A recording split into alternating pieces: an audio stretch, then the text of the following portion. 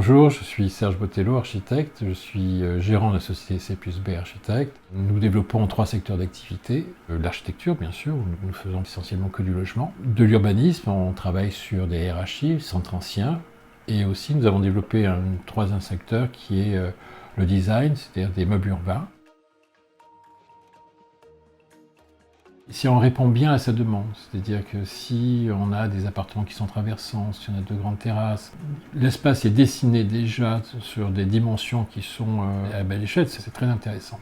Donc déjà, ça va l'amener à être dans un bien-être. Par contre, l'esprit du design vient aussi sur l'enveloppe du bâtiment, sur son architecture, et sur ses matériaux. Nous, on aime bien travailler à l'agence avec des matériaux qui font appel à la mémoire. Nous, dans le Sud, en tout cas l'architecture méditerranéenne, elle est liée à une pratique du quotidien. Et quand on fait appel à la mémoire des gens, il y a un respect qui se fait. Sur plusieurs de nos opérations, qui ont plus de 20 ans, c'est incroyablement surprenant le respect qu'ont les locataires du lieu. Et je pense que quand on fait appel à la mémoire de forme ou des couleurs, eh bien le respect va avec. Chaque projet appelle une identité. C'est étonnant. Moi, je préfère me lier au contexte. On ne va pas vers un matériau, on n'essaie pas de placer un matériau quelque part. Je pense que c'est l'espace qui va nous guider vers le matériau.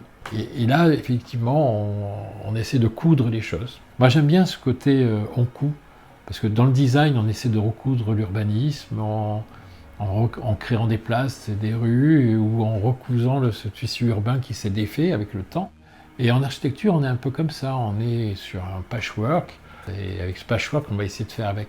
Mais le matériau, il vient de ça, vient d'une analyse du lieu. On n'a pas une pratique du matériau en disant « moi, je ne fais que ça », parce que c'est tellement pauvre de dire « je fais que ça ».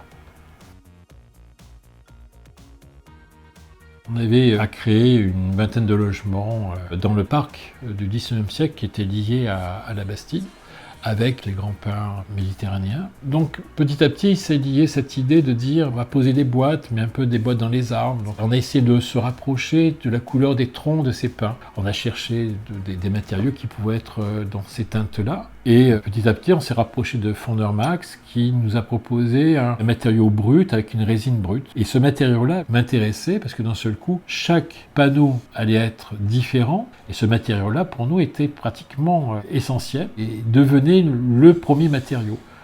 Une fois qu'on a choisi ce panneau-là, il a fallu associer la pierre en rez-de-chaussée. Et puis après, on a choisi ce matériau-là, qui est vraiment de la tôle d'acier, peint type acier corten. Et d'un seul coup, on se retrouvait à avoir 3 unités très semblables et qui allaient réellement créer une belle famille.